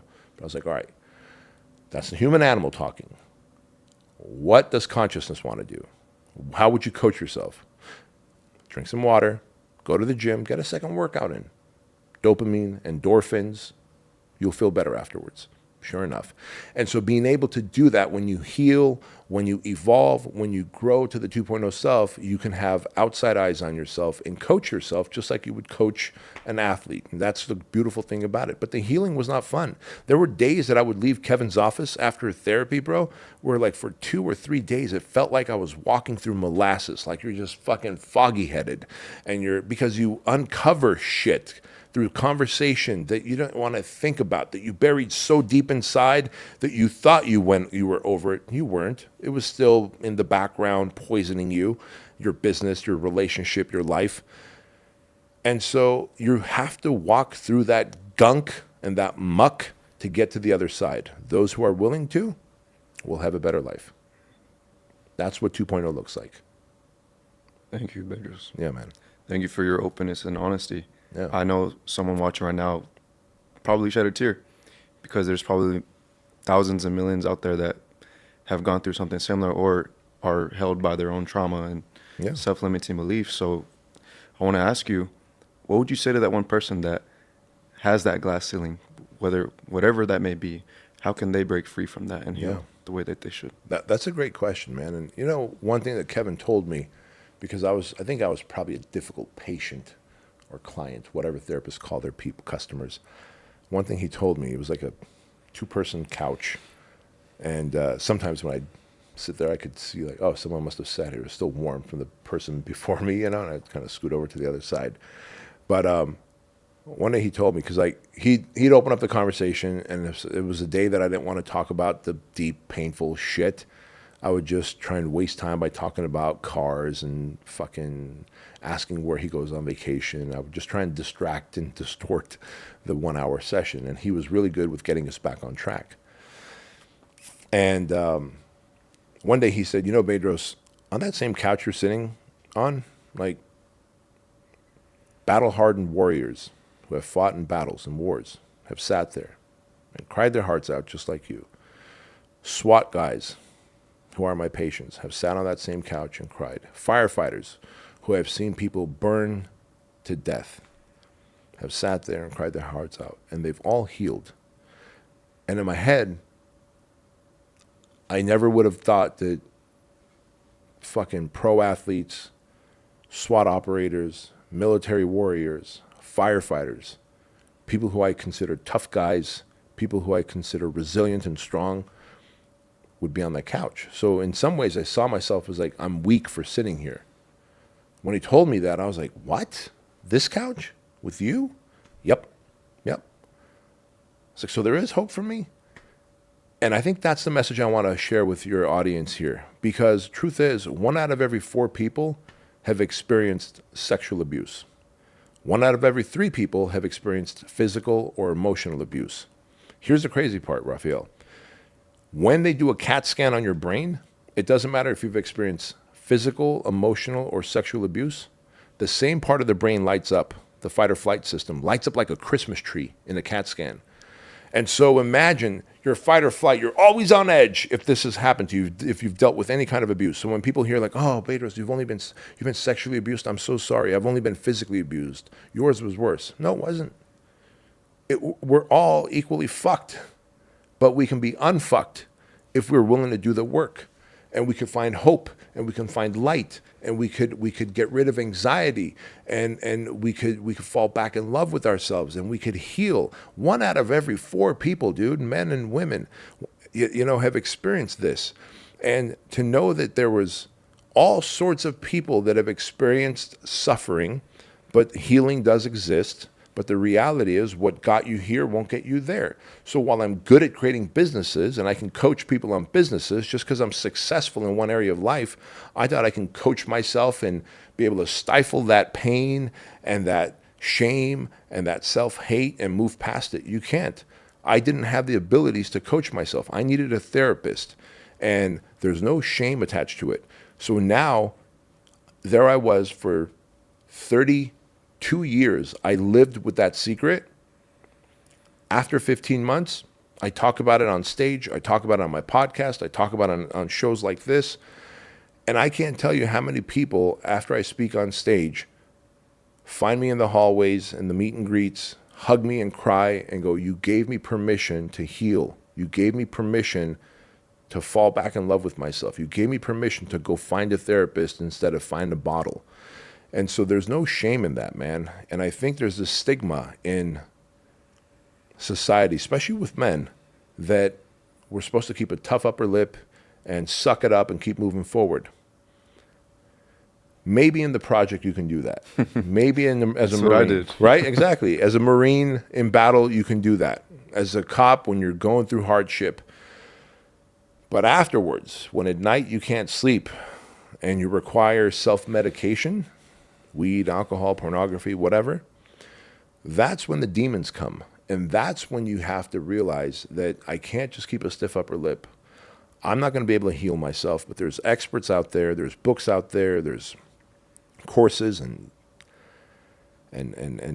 retreats where people will do these healing work with you, heal. Because when you do, your capacity to give, to serve, to earn, 10x's, bro. Like nothing I've ever experienced. People literally, after those 15 months with Kevin, I would run into people that I hadn't seen for a couple of years. They go, bro, you look younger. You look like there's some light. One person, my friend David, said, who I hadn't seen for a couple of years, he goes, this is like dark energy about you is gone. I was like, what the fuck? Bro, none of them knew that I was working with a therapist. And I realized in that moment, what they were saying is the weight that I was carrying of guilt, shame, confusion, rage was gone. And I want that for everybody. Yeah. Yeah. I love that, Bedros. Thank you so much. So you mentioned something 10x after you decided to heal. So I guess the foundation of transformation, health. Yes. Because if you're not healthy, you're not going to be able to live out your vision or to build the next thing. So can you take us to the part where you took your health a lot more serious after that anxiety attack? Yes. And how it increased everything else in your life? I did. So, on my podcast, I talk about money, meaning, and self-mastery. And even though self-mastery is the third thing, when I kind of quote the term money, meaning, self-mastery is really the first thing we should all focus. And the easiest place of self-mastery is get yourself back in shape. And here's why. After that experience of that panic attack, and then the 15 months invested with Kevin, and then the dozens of books I read on self-help. By the way, one of the greatest books out there that someone should read where self-help is concerned, especially if you've experienced physical or sexual trauma. The book is called The Body Keeps the Score. The Body Keeps the Score by Dr. Van Bezel. Get that book and read it. But for me, what was the question? So how did that 10x the rest of your life? Yes. The way beyond that, it's almost like I felt as though, because I've always been in shape, but I never had abs up until that time. Mm-hmm. It's only in hindsight, bro, when you look back and you go, oh man, I didn't allow myself to get abs and to lose that last like 10, 12 pounds where my abs would start to appear because I didn't feel lovable. If I didn't feel like the people around me could love me, I felt like I was broken. I felt that I was unworthy of having. So I looked good in a shirt back then, but I didn't necessarily want to take my shirt off because there's no abs. Today at 51, I got abs, I'm jacked, I got veins, and it's because you literally take off the limiters that you had set, these barriers that you had, and they're all subconscious. It's a shadow work. It's all in the shadows, bro. It's not in the light where you could be like, oh my God, look, I'm sabotaging myself with that bagel. It's none of that. It's all like in the shadows, and you're like, well, I got sick, or I got hungry, so I ate the bagel, or I got sick and I stopped working out. No, it's all self-sabotage. Today, if I get sick, if I catch a cold and I don't work out for a couple days, that doesn't mean that I'm eating fucking ho-hos and ding-dongs like I used to. I just dial in my diet more so I can still maintain my body. But back then, I would use that as a reason to eat like a slob. And so I realized, well, if I hate myself, if there's built-in self-hate because of what happened to me, of course, you're not going to let yourself get to the 10. You're going to stop at 6 or 7. And for some people, if they feel that's good enough, cool. If you want to live a life that's muted, you can. I don't want to live a life that's muted. I've lived a muted life, and it's not a fun life because it's like you're always just hovering just above hitting rock bottom. And that's a worse place to be than rock. I'd rather hit rock bottom and then go, all right, there's nowhere else to go. I surrender, God. I will start doing the work. Hovering just above rock bottom, now you're lying to others, you're lying to yourself, you're deceptive, you're doing things behind people's backs. I'd rather hit rock bottom. And I had hit rock bottom in terms of emotionally falling apart when that panic attack happened. And so I was like, you know what? Now that I've done this healing work, I'm going to get abs. And bro, it was easier to get abs as I got older because of discipline, not like my genetics. My genetics would have worked in my favor when I was younger. I locked in my diet. I made working out a priority first thing in the morning, not later in the day after work. And before you know it, I'm getting my cardio in, I'm getting my diet dialed in. Even when I travel, I created rules for myself. When I travel, what do most people do? They get from the airport to the hotel, they put their suitcase down, they look out the window, and then you sit on the bed, and then you lay down on the bed just for a second. Let me just feel the bed. I found that when I would do that, then I would close my eyes and get comfortable for a minute, and then I'd order room service and get fat. My new rule has been for the last 15 years, when I travel, by the time I get to the hotel, I've already found where the nearest Whole Foods is to get foods. I order a refrigerator to my hotel room if I don't have a hotel room that has a fridge. And you can get the fridge for free by saying that you're diabetic and you need a refrigerator for your insulin. And they will bring a refrigerator right to your room. There you go. True story. I was laughing back there. But you got to find the hacks. I'll go find a Whole Foods, get the healthy foods that I need, stored in that refrigerator. My body never touches the bed. I change right into my workout clothes. And the first thing I do after I land is go and work out. Because of that, I now don't have jet lag. I've got a win under my belt, and I've got healthy food to eat in a fridge instead of eating hotel food that's going to be junk. And then everything else, I stick to my macros and my workout and my morning routine, no matter where I am. I was in Australia for a week this past summer, and my routine stuck all the way through. And people are like, don't you just want to sleep in and live a little? Nope. I've lived a little, a lot. And I don't like the peasant life. I like the life that I have. I like having abs. I like turning heads when I walk by people, young men, half my age, and they go, what are those things on your neck, sir? I go, those are traps. And I want you to get traps too. They're matlers. For a man, those are like our fucking antlers. And when you have traps and quads and you're fucking built and jacked, you get a different type of respect than when you walk into a room and you're fat and floppy and lethargic with your shoulders rolled forward. And there may come a time that I'm old and frail, but it won't be till I'm in my late 90s, early 100s. Until then, I will fight gravity and I will fight atrophy by constantly doing the work. And then I look at my son and daughter and I look at the young dudes like you that I get to inspire and work with. Fuck, man. Ed, how much did you lose after working here, starting to work here? Ed lost 20, like 7 years ago. So he was younger and fatter. And today he's leaner. He's a brown belt in jiu-jitsu, lost 20 pounds, right? Like just proximity is powerful. Like, yes. And then I see him doing that. I'm like, well, fuck, man, he's in his 40s. He started jujitsu. So fuck it, I could start jujitsu. So I started jujitsu. Like, that's what happens. And so if people are like, well, I don't think you're going to inspire so many people when you change yourself. And by the way, when you start focusing on your fitness and getting lean, jacked, building muscle tone, it's not just a physical thing, because people are like, oh, you're so self-centered. No, it takes a lot of consistency to build muscle. You know this. It takes a lot of discipline to avoid the foods and eat the right foods. Avoid the shitty foods that are going to make you fatter and sicker, and eat the right foods. It takes a lot of delayed gratification to get in shape. It takes a lot of focus and consistency. All those things are also things you need to survive a healthy marriage, to build a big business. So anything big you're going to do, you need discipline, focus, consistency, and delayed gratification. You get that by going into the gym and into the kitchen and building the body of your dreams. So why not do it? Right? Yeah. Yeah. Let's go. I love that, Bedros. You might have touched up on it already, but I would love for you to go into like your non-negotiables and the type of mental standards that created you into the man that you are today based off of that decision. Yeah. So let's talk about that. It's funny. I talked about discipline. Like, discipline is fucking important. Okay, Jocko talks about discipline. Everybody talks about discipline, and discipline is important. However, you know what's even more important? Standards. Standards. Because I could only be disciplined to the standards that I've set for myself. So if I have standards that at 12 months out of the year I will have abs, that's my standard. So my discipline on my diet and my exercise have to then meet my standard. If I've set the standard that my family and I will stay in castles and fly during the best times of the year to amazing destinations in the world and fly either private or first class or upper class, those are the standards that I've set, then my discipline has to be, I have to work in a way to earn in a way that allows me to do that. So standards create everything. Set your standards in your faith, in your family, in your fitness, in your finances, the 4 pillars of the project.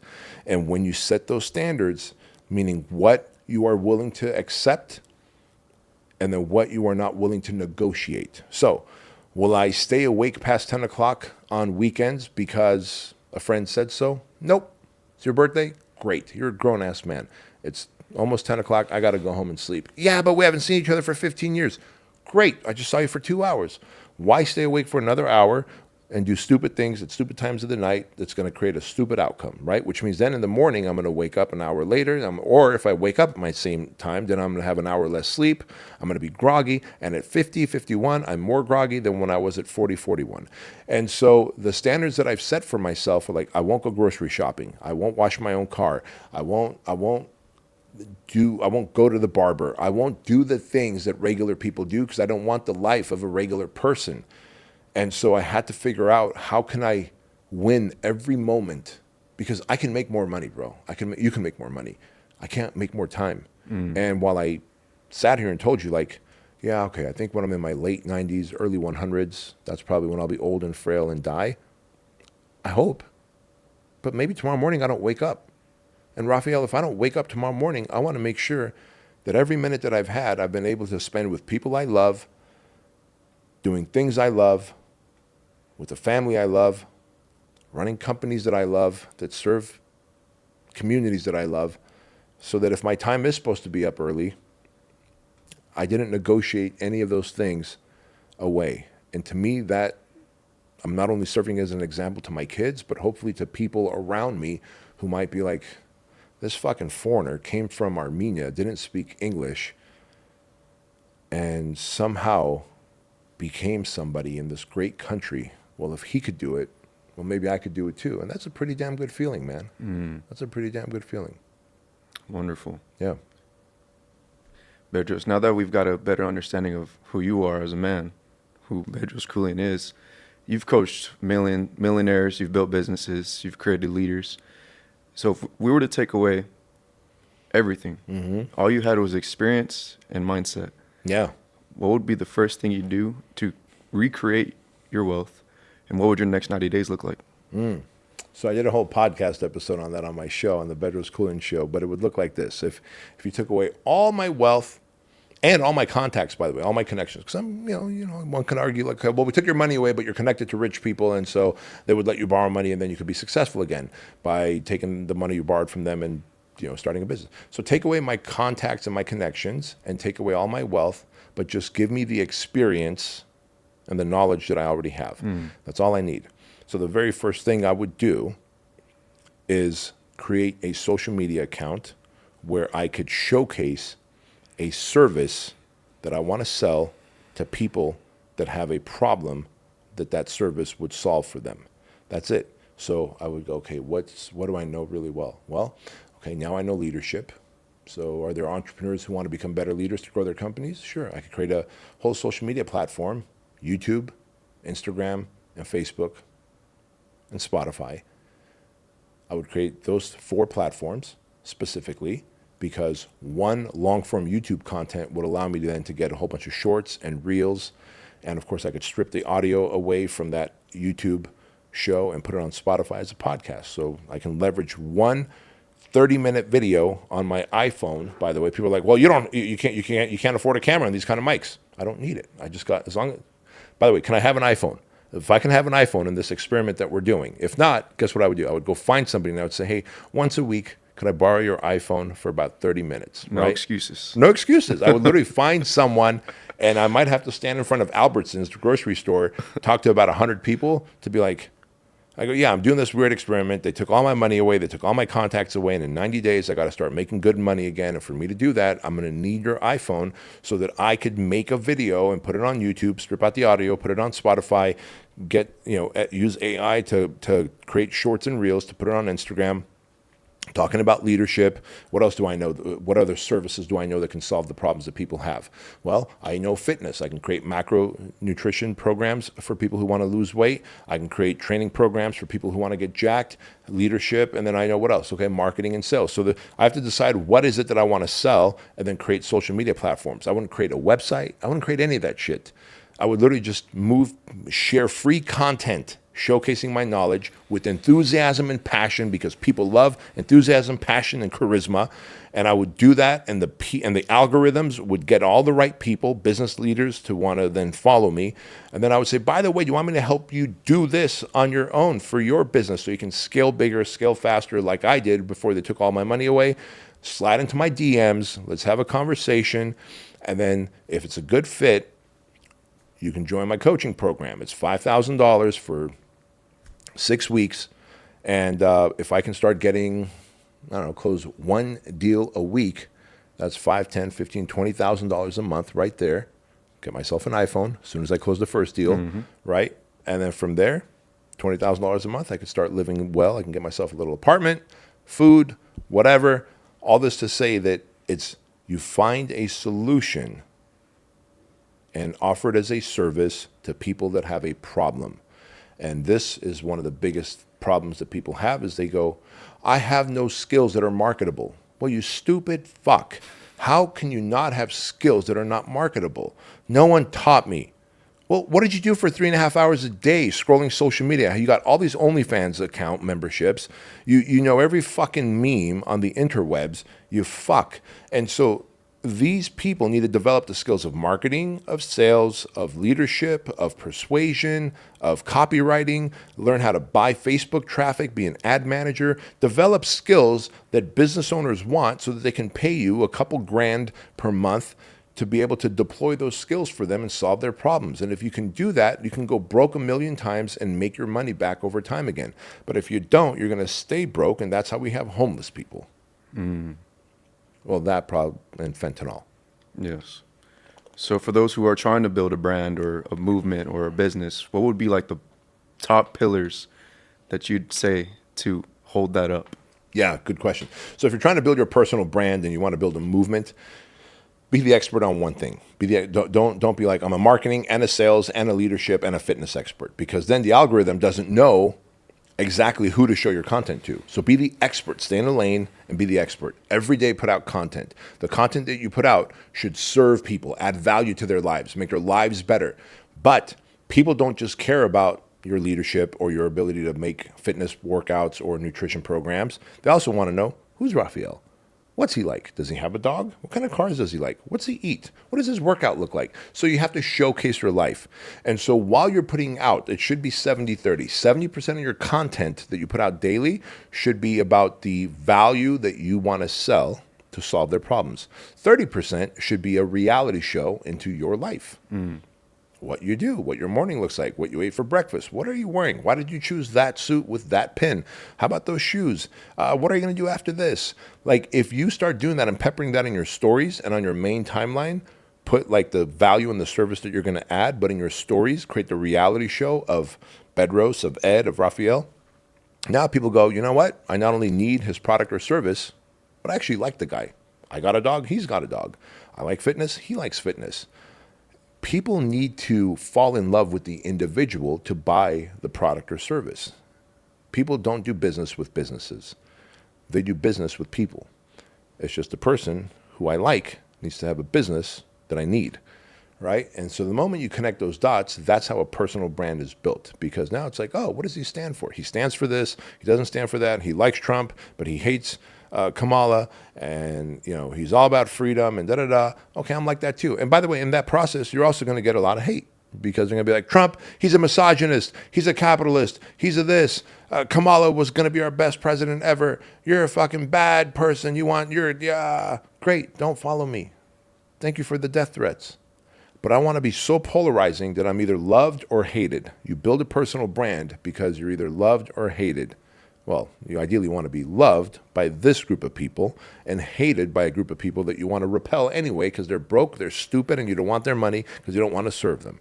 And so if you're willing to do that, but a lot of people also are like, I don't want to be hated by people. I don't want to hurt anyone's feelings. I don't want to feel rejected and get DMs that make me feel bad. You're gonna, because people are fucking unstable. As Kevin Downing, my therapist, once said to me, he said 99% of people out there are just one checkbox away from going off the deep end. At any given time. In fact, a couple of days ago, I was so fucking stressed and frustrated and overwhelmed. Bro, I was one checkbox away from going off the deep end.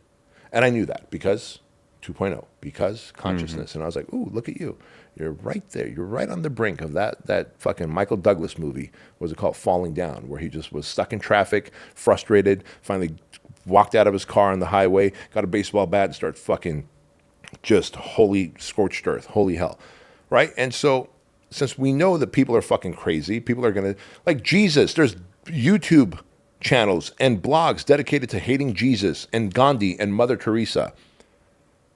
If they can be hated, who's to say that we can't, right? And so if you can get over that, if people can get over that, your audience can get over the fact that you are going to have to break some eggs while making an omelet, then the rest of the people who love you, they're going to be your evangelical fans who will do business with you, who will write positive reviews, and then they'll tell others about you, and I want to grow that way.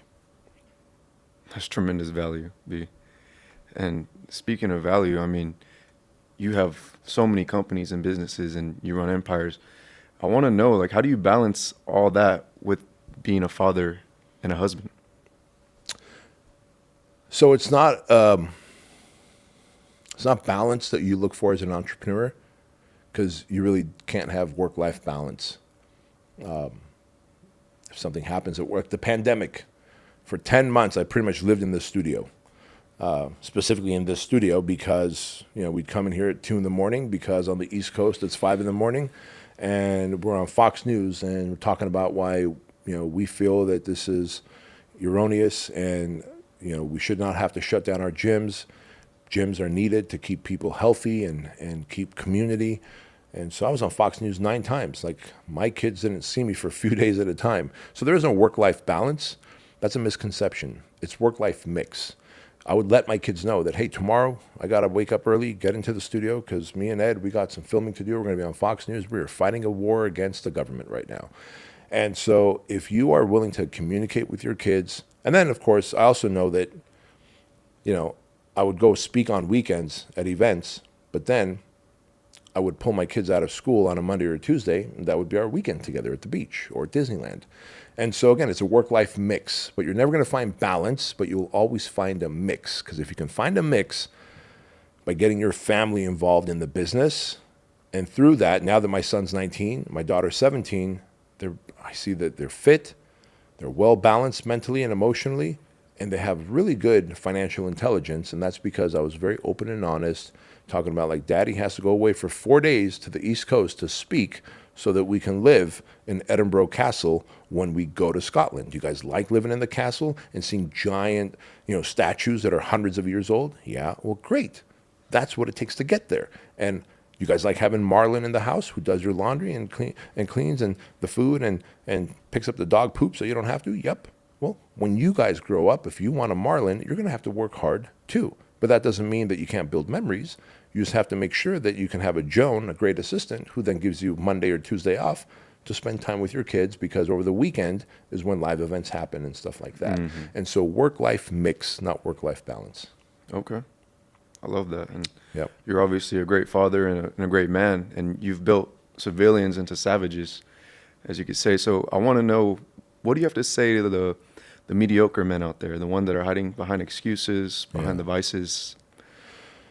So the mediocre men that are hiding under the excuses, behind vices, behind I don't need to do this, I don't need this. Look, again, consciousness is speaking to you. That anxiety, depression, overwhelm, stress, loneliness that you're feeling is because you are not reaching your highest potential. And what I have to tell to them is never mind the results for yourself. But those men, if you have kids, if you have employees, if you have anyone, nieces and nephews who look up to you to be an example, and you're not being an example of a great man, and a man who can earn, who can protect, who can be a savage, who can be a servant, who can be a leader, who can communicate, who can be emotionally disciplined, never mind your quality of life. Instead of being an example to them, you are being a cautionary tale, and you're making it okay for all these kids and young adults to accept mediocrity. And I don't know about you, but I couldn't have that on my conscience. So I want to become the best version of myself, and I want to keep staying the best version of myself to continue to serve as an example to the people around me who look up to me, from my kids to everyone else out there. So actually I had two more. Okay. Well, the last one's very short, but this other one, I would love for you to get into your famous analogy, the fighter jets versus the crop dusters. Yes. All right. So in my book, Man Up, I talk about fighter jets and crop dusters. Look, we need both, right? You wouldn't use a fighter jet to try and dust a cornfield. Like you would just burn everything to holy hell.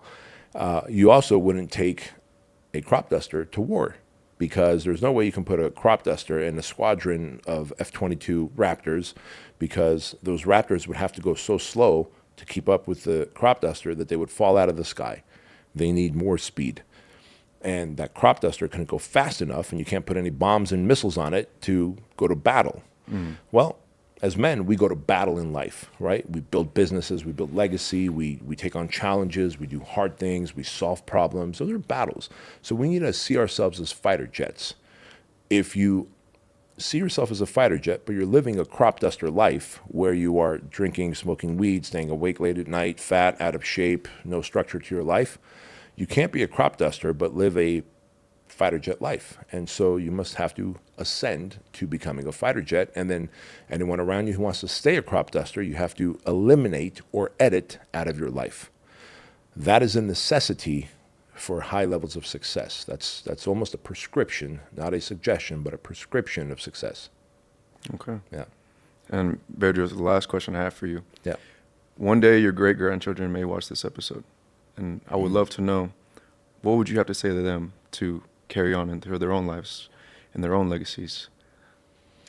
Ooh, what I would tell my great-great-grandchildren who are watching this when I'm long gone is this: that I did not come to America to work this hard, and my dad, your great-great-great-grandfather, did not risk his life to bring us to America, and my mom, your great-great-great-grandmother, to risk their life only for you to be a big fuck up, to be lazy, to complain, to feel like a victim, and to be a liability to humanity. Your ancestors, me, and everyone before me and our clan took risks, fight off saber-toothed tigers. When we go all the way back to the Keuilians that lived in caves, so that you could live this futuristic life that you have. This life is going to give you problems. This life will give you challenges. This life is going to have moments of hardships and times where you lose hope and you don't see light at the end of the tunnel. In those times, you will keep moving forward. You will exercise faith in the absence of hope, and you will be an example to the people who come after you. That's what I would tell them. Incredible. Well, Bedros, thank you so much for your time today, sir. Thank you. And everyone tuning in, thank you so much for watching today's episode, and I'm looking forward to the next one.